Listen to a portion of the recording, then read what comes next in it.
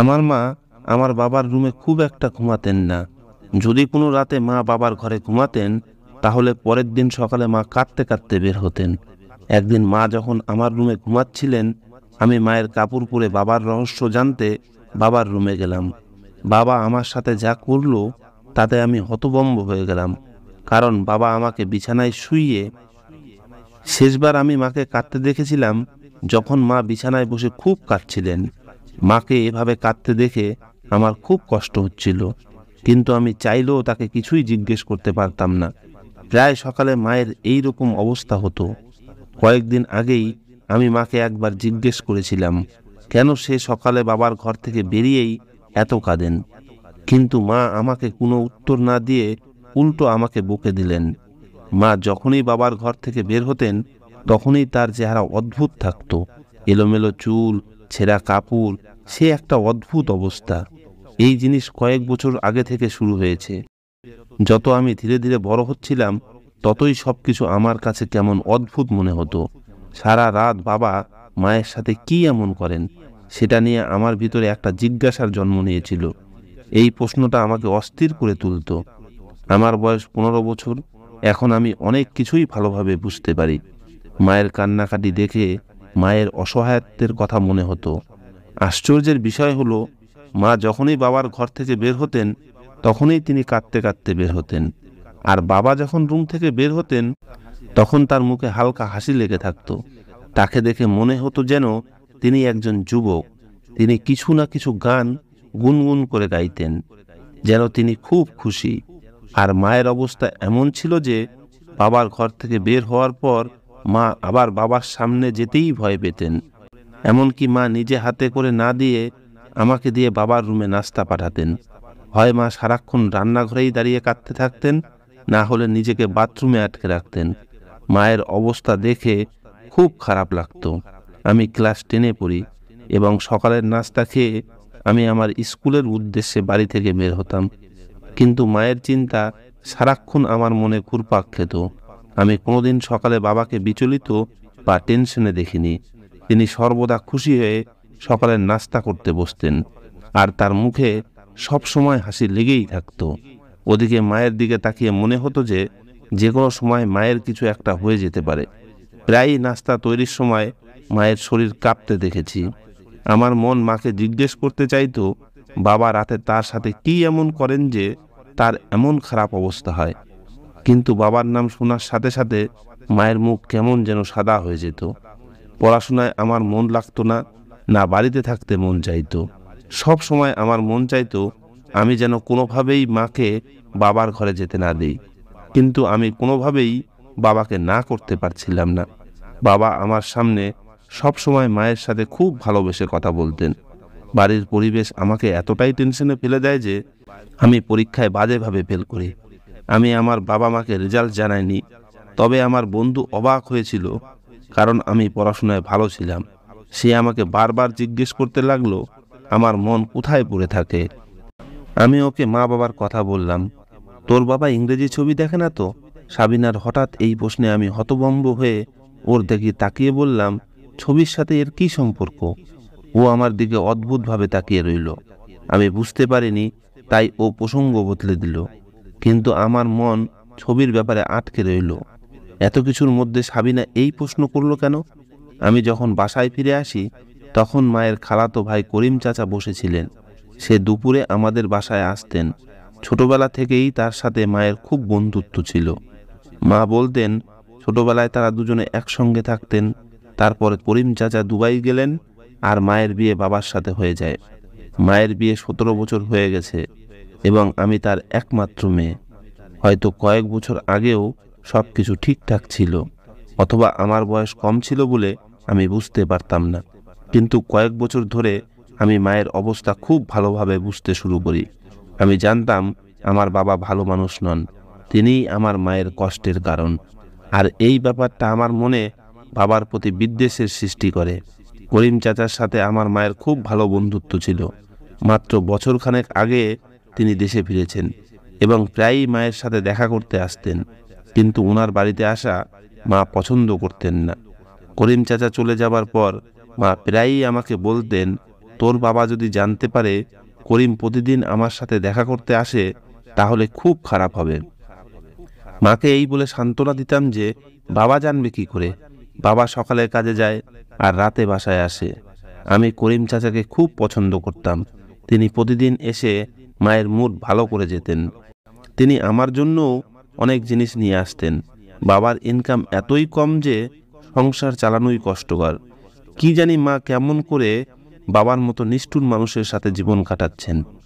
রাতে আমি আর মা বিছানা করে চোখ বন্ধ করে মায়ের সাথে শুয়ে পড়লাম। কিছুক্ষণ পর বাবা আমার রুমে এলেন। মা আমাকে নিয়ে শুয়েছিলেন। বাবা তাকে তার সাথে যেতে বললেন। মা আস্তে আস্তে না করলেন। আমি চোখ বন্ধ করেই শুনতে লাগলাম বাবা মাকে কি বলে। চলো রেশমা, আমি কথা দিচ্ছি তোমাকে একটুও জ্বালাবো না। বাবার ভালোবাসাযুক্ত মিষ্টি আওয়াজ আমার কানে পৌঁছালো। আমি তোমার সাথে যাব না, তুমি সবসময় এই রকম বলো। মা আবার যেতে অস্বীকার করলেন। তোমার বোঝা উচিত আমাদের মেয়ে এখন ছোট নেই, ও বুঝতে শুরু করেছে, প্রশ্ন করতে শুরু করেছে, কিন্তু তাতে তোমার কিছুই যায় আসে না। মা নিচু গলায় জবাব দিল। বাবা জোর করে মায়ের হাত ধরে তুলে নিয়ে গেলেন। আমার খুব নার্ভাস লাগছিল, না জানি বাবা মায়ের সাথে কি করেন। সাবিনার ইংরেজি ছবির গল্পটা মনে গেঁথেছিল। 2 ঘন্টা পেরিয়ে গেছে, কিন্তু মা এখনো ফিরে আসেননি। আমি পানি খেতে ঘর থেকে বের হয়ে রান্নাঘরে গেলাম। কিছুক্ষণ পর মা আমার পিছন পিছন এলেন। আমি মায়ের দিকে ভালো করে লক্ষ্য করলাম। মায়ের চুল এলোমেলো দেখে অবাক হয়েছিলাম। মায়ের কাপড়ের কিছুটা ছেঁড়া ছিল। মা আমার তাকানো দেখে বুঝতে পেরে তাড়াতাড়ি কাপড় জড়িয়ে নেন। মা সকালেই আমার সামনে ভালো কাপড় পরেছিলেন, কিন্তু হঠাৎ মায়ের কাপড় কিভাবে ছিঁড়ে গেল? মা আমাকে জিজ্ঞেস করলেন আমি এত রাতে জেগে আছি কেন। একটা মিথ্যা অজুহাত দিলাম যে আমি এই মাত্র ঘুম থেকে উঠে পানি খেতে এসেছি। মা আমাকে নিয়ে রুমে এলেন। আমি ঘুমানোর জন্য চোখ বন্ধ করলাম, কিন্তু মায়ের কান্নার আওয়াজ শুনতে পেলাম। আমার মন চাইছিল আমি উঠে মাকে সান্ত্বনা দেই এবং আমার মনে আসা সমস্ত প্রশ্নের উত্তর জিজ্ঞেস করি, কিন্তু আমি আমার জায়গায় চুপ করে পড়ে রইলাম। বাবা সকালে এমনভাবে বেরোলেন যেন কোনো যুবক ছেলে। বাবার ইনকাম তেমন ছিল না, কিন্তু বাবা সব সময় হাসি খুশি থাকতেন এবং এমন পোশাক পরে কাজে যেতেন যেন তিনি একজন অফিসার মানুষ। আমি বাঁকা চোখে তার দিকে তাকালাম। তাকে দেখে আমার ঘৃণা হচ্ছিল। বাবার সামনে নাস্তা রেখে স্কুলে বেরিয়ে গেলাম। সারাদিন এমনকি স্কুলেও আমার মন বসেনি। শুধু মায়ের ছেঁড়া কাপড় আমার চোখের সামনে ভেসে উঠতে লাগলো। স্কুল থেকে ফেরার সময় করিম চাচার সাথে দেখা। তিনি আমাকে দেখা মাত্রই তার গাড়িতে উঠিয়ে নেন। আমি কিছু না ভেবেই তার গাড়িতে গিয়ে বসলাম। করিম চাচা আমার দিকে ধ্যান দিয়ে তাকিয়ে বললেন, কি এত চিন্তা করছিস, এত চুপ করে আছিস কেন? আমি এতটাই আবেগী হয়ে গেছিলাম যে করিম চাচাকে সব খুলে বললাম। আমার কথা শুনে করিম চাচা বলতে লাগলেন, তুই বুঝতে পেরেছিস তো তোর বাবা কেমন বাজে একটা লোক? কেন তুই তোর মাকে বাবার কাছ থেকে বাঁচাচ্ছিস না? কতকাল তোরা দুজনে এই অত্যাচার সহ্য করবি? করিম চাচা সহানুভূতির সাথে আমাকে পরামর্শ দিলেন। কথাটা শুনে আমি টেনশনে পড়ে গেলাম। আমি বাবাকে ছেড়ে যাওয়ার কথা আগে ভাবতেই পারিনি, কারণ বাবা তো আমার সাথে কখনো জোরে কথাও বলেনি। তাহলে বাবাকে নিষ্ঠুর বলবো কিভাবে? আমি তো এটাও জানি না বন্ধ দরজার পিছনে তাদের মধ্যে কি হয়। করিম চাচার কথা শুনে ভাবনার সাগরে ডুবে গেলাম। অনেক চিন্তা করেও বাবার এমন কোনো কথা মনে করতে পারলাম না যাতে তাকে আমি নিষ্ঠুর বলতে পারি, কিন্তু মায়ের কষ্ট আর কান্না দেখে বুঝতে পারি বাবা নিষ্ঠুর। করিম চাচা আমাকে স্কুল থেকে বাসায় নিয়ে এলেন, সঙ্গে নিজেও ভিতরে এলেন। মা আমাদের দুজনকে দেখে খুশি হয়ে আমাদের দুজনকে খাবার খেতে দিলেন। আমি খুব ক্লান্ত ছিলাম, তাই রুমে এসে ঘুমালাম। আর চাচা মায়ের কাছেই বসে রইলেন। আমি ঘুমাতে পারিনি। করিম চাচার কথাগুলো ভাবতে লাগলাম। মায়ের বাবার রুমে যাওয়া 3 দিন হয়ে গেছে। এই 3 দিন ধরে আমার সাথে আমার ঘরে ঘুমাচ্ছিলেন। মা যখন আমার সাথে থাকতেন তখন তিনি একেবারেই ভালো এবং চিন্তামুক্ত, কিন্তু বাবা সব সময় একই রকম থাকতেন। শুধু যেদিন মাকে রুমে নিয়ে যেতেন সেদিন প্রতিদিনের চেয়ে একটু বেশি খুশি মনে হতো। 4 দিনের দিন বাবা আবার মাকে তার ঘরে নিয়ে গেলেন। আমি সারা রাত অস্থির হয়ে বিছানায় এপাশ ওপাশ করতে থাকলাম। সকালে মা বাবার ঘর থেকে বের হলে ঠিকমতো হাঁটতেও পারছিলেন না এবং সে অনেক কষ্টে মাটিতে এক পা টেনে টেনে হাঁটছিলেন। মাকে জিজ্ঞেস করলাম, তোমার পায়ে কি হয়েছে? তিনি বললেন, ছোটখাটো জিনিসে ধ্যান দিস না, মন দিয়ে পড়াশোনা কর। মাধ্যমিকের রেজাল্ট খারাপ হলে তোর বাবা আমাকেই দোষ দেবে। মায়ের চোখ থেকে টপ টপ করে জল ঝরতে লাগলো। তিনি বাবার জন্য নাস্তা তৈরি করতে গেলেন। এরপর আর রান্নাঘর থেকে বের হননি। আমি মাকে নাস্তা দিয়ে বাবার কাছে গেলাম। আমি তাকে নাস্তা দিতেই বাবা আমার পড়াশোনার কথা জিজ্ঞেস করতে লাগলেন। বাবার সুরে এতটা মিষ্টত্ব ছিল যে আমি বাবার দুটো রূপ দেখে অবাক হয়ে গেলাম। এখন বাবার কথা শুনে কোনোভাবেই তাকে নিষ্ঠুর বলে মনে হয় না। আসলে মায়ের অবস্থা আমাকে চিৎকার করে বাবার অত্যাচারের কথা বলতো। আমি বাবাকে বললাম যে মাকে ছাড়া আমি ঘুমাতে পারি না, তাই তুমি রাতে মাকে তোমার ঘরে ডাকবে না। আমার কথা শুনে বাবা হাসতে লাগলেন আর বললেন, আমি মাঝে মাঝে তোর মাকে ডাকি, তোর মায়ের উপর আমারও তো অধিকার আছে, এবং আমি তোর মাকে ভীষণ ভালোবাসি। বাবার কথা শুনে আমার রক্ত টকবক করে ফুটতে লাগলো, কারণ আমি প্রতিদিন তার ভালোবাসার দৃশ্য দেখতে পেতাম। কিন্তু বাবাকে কিছুই বলতে পারলাম না, তাই চুপচাপ স্কুলে চলে গেলাম। স্কুলে পড়াতে গিয়ে শিক্ষক আমাদের বোঝাচ্ছিলেন, সম্পূর্ণ সত্য না জেনে কখনোই কোনো সিদ্ধান্ত নেওয়া উচিত না। অর্ধসত্য সবসময় বিপজ্জনক, যা একজন মানুষকে ধ্বংস করে দেয়। শিক্ষকের কথা আমার মনের আরেকটা নতুন দরজা খুলে দিল। ভাবলাম বাবার পুরো সত্যটা জানতে হবে, তারপরে আমি আমার মাকে বাবার হাত থেকে বাঁচাবো। করিম চাচা আমাকে কথা দিয়েছিলেন যে তিনি সবসময় আমাকে সাহায্য করতে প্রস্তুত। আমার মা একদম আমার মতো। আমার বয়স 15 বছর, কিন্তু চেহারায় আমি ঠিক মায়ের মতো হয়ে গেছি। পরের রাতে আমি নিজেই মাকে ঘুমের ওষুধ দিয়ে ঘুম পাড়িয়ে দিলাম এবং মায়ের কাপড় পরে মুখ ঢেকে বাবার ঘরে গেলাম। বাবার ঘরে একটা ছোট্ট বাল্ব জ্বলছিল। অন্ধকারের কারণে বাবা আমাকে মা ভেবেছিলেন। আমি খুব খুশি যে রেশমা, আজ তুমি নিজেই আমার রুমে এসেছো। বাবা খুশি হয়ে আমার কাছে এসে বললেন। বাবা আমার হাত ধরে আমাকে তার সামনে বসালেন। বাবার সামনে বসে আমার শরীর কাঁপছিল। আমি জানতাম না এরপরে তিনি আমার সাথে কি করবেন, কিন্তু আজকে পুরো সত্যটা জানতেই হবে। বাবা খুব মিষ্টি করে বলতে লাগলেন, রেশমা, মেয়ে বড় হচ্ছে, এই কথা বলে তুমি আমার থেকে এতটাই দূরে সরে গেছো যে তোমাকে জোর করে আমার রুমে ডাকতে হয়। তোমার উপর আমারও কিছু অধিকার আছে। আমি জানি যে আমাদের মেয়ে বড় হয়েছে, কিন্তু সে এত ছোটও না যে বুঝতে পারবে না বাবা মা এক ঘরেই থাকে। সারাদিন কাজ করে তুমি ক্লান্ত হয়ে পড়ো। চলো এখন দুজনে আরাম করে একসাথে ঘুমাই। তোমাকে আমার কাছে পেয়ে আমি খুব খুশি। অন্ধকারের কারণে বাবা আমার মুখ দেখতে পাচ্ছিলেন না। বাবা নিজেই আমাকে বিছানায় শুইয়ে দিলেন। আমার কানের কাছে এসে খুব আস্তে আস্তে বললেন, আমার ইনকামের থেকে কিছু টাকা জমিয়ে রেখেছি যাতে মেয়ের বিয়ে ভালোভাবে দিতে পারি। এরপরে বাবা যে কথা বললেন সেটা শুনে আমার পায়ের নিচ থেকে মাটি সরে গেল।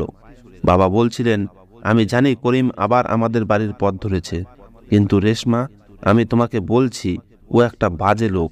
ওর উদ্দেশ্যও ভালো না। ও আগেও একবার তোমার সম্মান নষ্ট করার চেষ্টা করেছে।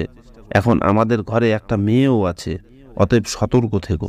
বাবা তখনও জানতেন না আমি মা না, তার মেয়ে। বাবা খুব আস্তে আস্তে আমার চুলে হাত বুলিয়ে দিচ্ছিলেন এবং কিছুক্ষণ পরেই বাবা ঘুমিয়ে পড়েন। অনেকক্ষণ আমি বাবার পাশে শুয়ে রইলাম, কিন্তু বাবা যখন গভীর ঘুমে, তখন আমি নিঃশব্দে উঠে রুম থেকে বের হলাম। বাবা এমন কিছু করেননি যাতে আমি কিছু বুঝতে পারি। তাই করিম চাচা আর মাকে নিয়ে আমার মনে নানা প্রশ্ন জাগতে শুরু করলো। পরের দিন সকালে বাবার চেহারা মায়ের সাথে রাত কাটানোর পর যেমন থাকতো তেমনই ছিল। আমি চুপচাপ বাবার দিকে লক্ষ্য রাখছিলাম, কিন্তু বাবার মনোভাবের কোনো পরিবর্তন দেখতে পাচ্ছিলাম না।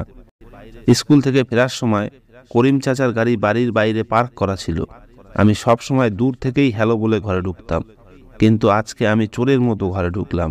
মা আর করিম চাচা একসাথে আমার রুমে বসে গল্প করছিলেন। তারা আমার উপস্থিতি টের পাননি।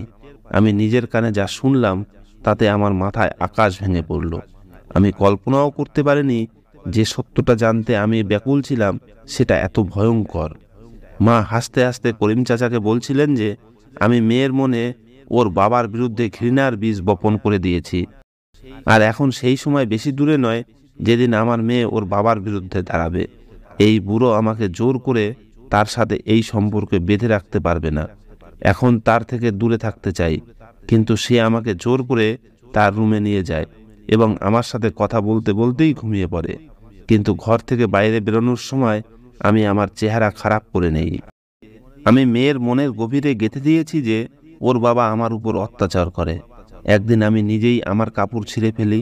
আমি চাই যখন আমি এই বুড়োর থেকে আলাদা হতে চাইব, তখন আমার মেয়ে আমার ঢাল হয়ে দাঁড়াক, যাতে আমাকে আমার মেয়েকে ছেড়ে যেতে না হয়। সে আমার নির্দোষ হওয়া এবং ওর বাবার নিষ্ঠুরতার গল্প সবাইকে বলবে, আর আমি মেয়েকে নিয়ে তোমার জীবনে যোগ দেব। করিম চাচা হাসতে লাগলেন এবং বললেন, হ্যাঁ, আমিও মেয়েকে বলেছি যে যখনই আমার সাহায্যের দরকার হবে আমি আসব। মা করিম চাচাকে বলতে লাগলেন, তুমি যেন আবার আগের মতো আমাকে ছেড়ে যেও না। এর আগেও একবার তুমি আমাকে মাঝপথে ছেড়ে গিয়েছিলে। সেই সময় আমার স্বামী আমাকে ক্ষমা করে দিয়েছিল, তাই রক্ষে।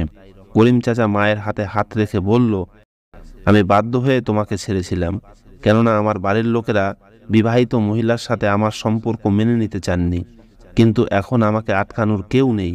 আমি তোমাকে এবং তোমার মেয়েকে হৃদয় দিয়ে আগলে রাখব। মেয়ে যেন কোনোভাবেই না জানতে পারে যে তার বাবা নিষ্ঠুর না। আমরা তাকে নিষ্ঠুর প্রমাণ করতে চাই। মেয়েই পারে আমাদের দুজনকে এক করতে। মা এবং করিম চাচা ভেবে নিয়েছে যে তাদের পরিকল্পনা মতোই সবকিছু হবে। দুজনে হাসতে হাসতে ক্লান্ত হয়ে গেছেন, আর আমার পায়ের নিচ থেকে মাটি সরে গেছে। আমার মা শুধু আমার সাথেই না, আমার বাবার সাথেও চিটিং করেছে। সেটাও আমার বাবার বাড়িতে বসেই পরপুরুষের সাথে দেখা সাক্ষাৎ করত আর নতুন সম্পর্কের প্ল্যান করছিল। আমার মনে পড়ে গেল বাবার কথা। করিম আগেও আমাদের সংসার নষ্ট করার চেষ্টা করেছিল। অনেক কিছু জেনে গেছি, তাই রুমে ঢুকে পড়লাম। আমাকে দেখে মা আর করিম চাচা চমকে উঠলেন, কিন্তু কিছুক্ষণ পর নিজেদের সামলে নিলেন। করিম চাচা আমার দিকে ক্যাডবেরি চকলেট এগিয়ে দিলেন। আমি চকলেটের দিকে না তাকিয়ে মায়ের মুখের দিকে তাকালাম এবং কড়া সুরে জিজ্ঞেস করলাম, তোমাকে আমায় বলতে হবে, না হলে তোমার সাথে বাবার ব্যাপারটা কি? মা বুঝতে পেরেছেন যে তার মিথ্যা প্রকাশ পেয়ে গেছে, তাই কোনো দ্বিধা ছাড়াই আমাকে পুরো সত্য বলতে লাগলেন। মা বিয়ের আগে চাচাকে ভালোবাসতেন, কিন্তু তাকে বিয়ে না করে করিম চাচা দুবাই গিয়ে কাজ শুরু করেন আর মায়ের ভালোবাসাকে পেছনে ফেলে নিজের ক্যারিয়ারকে বেছে নেন। যৌবনের প্রথম ভালোবাসার রং মায়ের হৃদয়ে রয়ে গেছে। মায়ের পরিবারের সদস্যরা মায়ের চেয়ে 15 বছরের বড় বাবাকে মায়ের জন্য পছন্দ করেন। বাবার গায়ের রং কালো আর করিম চাচা ছিলেন সুদর্শন। মায়ের সাথে বাবার সম্পর্ক ছিল পরিবারের ইচ্ছানুযায়ী, আর মা তার পরিবারের লোকজনের চাপে বাবাকে বিয়ে করলেও তাকে কখনোই মন থেকে মেনে নিতে পারেননি। এই জোরপূর্বক সম্পর্কটা মায়ের জন্য বোঝার মতো ছিল, কিন্তু মা এই সম্পর্কটা কোনো রকমে চালিয়ে যাচ্ছিলেন। বিয়ের মাত্র 1 বছরের মাথায় মায়ের কোলে আমি এলাম। মায়ের বিয়ের 8 বছর পর করিম চাচা দুবাই থেকে কয়েকদিনের জন্য ফিরে আসেন। মাকে দেখে তার মনে আবার আবেগ জেগে ওঠে। মাও তার শৈশব প্রেম আর আবেগের তাড়নায় বাধ্য হয়ে গোপনে করিম চাচার সাথে দেখা করা শুরু করেন। কিন্তু কয়েকদিনের মধ্যেই করিম চাচার মা বিষয়টি জানতে পেরে যান এবং তিনি পুরো পরিবারের সামনে মায়ের সম্মান নষ্ট করতে চাইলেন। বাবা সত্যিকারের অর্থে মাকে ভালোবাসতেন, তাই তিনি মাকে অপমানের হাত থেকে বাঁচান আর এই সব কথাকে মিথ্যা প্রমাণিত করে দেন। করিম চাচার মা আমার মাকে থামাতে না পেরে তিনি করিম চাচাকে চাপ দিয়ে আবার বিদেশে পাঠিয়ে দেন। প্রেমের আবেগ যুদ্ধর মতো হয়ে গেছিল। 1 বছর আগে করিম চাচা আবার মায়ের আবেগ জাগিয়ে তোলেন। চাচা চিরদিনের জন্য দেশে ফিরে আসেন এবং আর একবার মায়ের জন্য পাগল হয়ে মায়ের পিছনে পড়েন। মা তো প্রথম দিন থেকেই বাবাকে পছন্দ করতেন না। আমাদের অবস্থাও তেমন ভালো ছিল না। যেখানে করিম চাচার কাছে দুবাইয়ের টাকা ছিল, বাবাকে ছেড়ে যেতে মায়ের কোনো কষ্ট হতো না। কিন্তু সমস্যা হলো, বাবা আমাকেও খুব ভালোবাসতেন এবং মাও আমাকে ছাড়া বাঁচতে পারবে না। তাই মা ইচ্ছাকৃতভাবে এই পুরো খেলাটি খেলেছিল আর আমার চোখে বাবাকে নিষ্ঠুর প্রমাণ করতে চেয়েছিল। মা সহানুভূতি নিয়ে আমাকে তার সাথে নিয়ে যেতে চেয়েছিলেন। অতএব সে বাবাকে আমার সামনে একজন অত্যাচারী বলে প্রমাণ করতে চেয়েছিলেন আর নিজেকে একজন অত্যাচারিত হিসেবে দেখাতেন। আমি এত বছর ধরে দেখছি যে বাবা কখনো আমার সাথে উচ্চস্বরে কথাও বলেনি, তাহলে সে কিভাবে মাকে বন্ধ ঘরে নির্যাতন করতে পারে? আমি মাকে সাপ সাপ বলে দিলাম, তুমি যদি তার সাথে তার বাসায় যেতে চাও তাহলে যেতে পারো, কিন্তু আমি আমার নির্দোষ ও সাদাসিধে বাবাকে ছেড়ে যেতে পারবো না। করিম চাচা আগেই মাকে 2 বার ধোঁকা দিয়েছেন। আমি বুঝতে পারছি না আমার মা 3য়বার তার কাছ থেকে কিভাবে আশা করতে পারে। আজ প্রথম করিম চাচার চোখে শুধু নিজের কামনা দেখলাম। এবং আমি জানতাম যে তার ইচ্ছা পূরণ হয়ে গেলে পরে মা তার কোনো কাজে আসবে না। মা আমাকে ভবিষ্যতে সুন্দর স্বপ্ন দেখিয়ে আমাকে বাবাকে ছেড়ে তার সাথে যেতে বাধ্য করতে চেয়েছিলেন, কিন্তু বাবাকে ছেড়ে যাওয়া আমার পক্ষে কোনোভাবেই সম্ভব না, কারণ আমার জন্য আমার বাবাই সব কিছু। যদি আমি পুরো সত্যিটা না জানতাম তাহলে হয়তো কোনো ভুল সিদ্ধান্ত নিয়ে ফেলতাম। কিন্তু ঈশ্বরকে ধন্যবাদ, আমি নিজের চোখে সব দেখেছি এবং কানেও শুনেছি। কিন্তু মা চাচার সাথে যেতে রাজি ছিলেন, কিন্তু যখন করিম চাচা দেখলেন যে তিনি কোনোভাবেই আমাকে রাজি করাতে পারবেন না এবং আমি মায়ের সাথে যাব না, তখন তিনি আবার মাকে ছেড়ে চলে গেলেন। এবার মা বুঝতে পারেন যে করিম চাচা মায়ের জন্য না, আমার জন্য আমাদের বাড়িতে ঘুরতেন। তিনি খুব চালাক এবং বাটপার। তিনি আমার মায়ের ভালোবাসাকে তার স্বার্থের জন্য ব্যবহার করার কথা ভেবেছিলেন। মা যখন বুঝতে পারলেন যে তিনি আবেগে ভেসে গিয়ে কতটা ক্ষতি করতে যাচ্ছিলেন, আমি আর মা যদি তার সাথে যেতাম তাহলে ওর মা যেভাবে আমার মায়ের ইজ্জত নষ্ট করার চেষ্টা করেছিল সেভাবেই তিনি আমার সম্মান নষ্ট করতেন। জানি না আমরা মা মেয়ে কোন ভালো কাজ করেছি যে ভগবান এই শয়তানের হাত থেকে আমাদের বাঁচিয়ে দিয়েছেন। রাতে বাবা বাড়ি ফিরলে মা নিজেই বাবার জন্য খাবার তৈরি করলেন এবং বাবার ঘরে নিজের বিছানাও করলেন। বাবা দেখে খুব খুশি হলেন। বাবা সত্যিই মাকে খুব ভালোবাসতেন এবং এটা তার ভালোবাসাই ছিল যে আজ পর্যন্ত মায়ের ভুলগুলি ক্ষমা করে এসেছেন। এত বছরে এই প্রথম মা তার ভুল বুঝতে পেরেছেন, আর তাই তিনি মনে প্রাণে বাবাকে আপন করে নিয়েছেন। পরদিন সকালে বাবা আর মা হাসতে হাসতে ঘর থেকে বের হলেন এবং আমার মন শান্তিতে ভরে উঠল। অনেক সময় ভালোবাসার নামে আমরা এতটাই প্রতারিত হই যে কাউকে মুখ দেখাতে পারি না। প্রেম হয় বিয়ের পরেই, যেখানে মানুষ একে অপরের ঢাল হয়ে একে অপরকে রক্ষা করে। বন্ধুরা, এই গল্পটি যদি তোমাদের ভালো লেগে থাকে তবে গল্পটিকে লাইক করে চ্যানেলটিকে সাবস্ক্রাইব করো, আর গল্পটি পছন্দ হলে বন্ধুদের সাথে শেয়ার করো। ধন্যবাদ।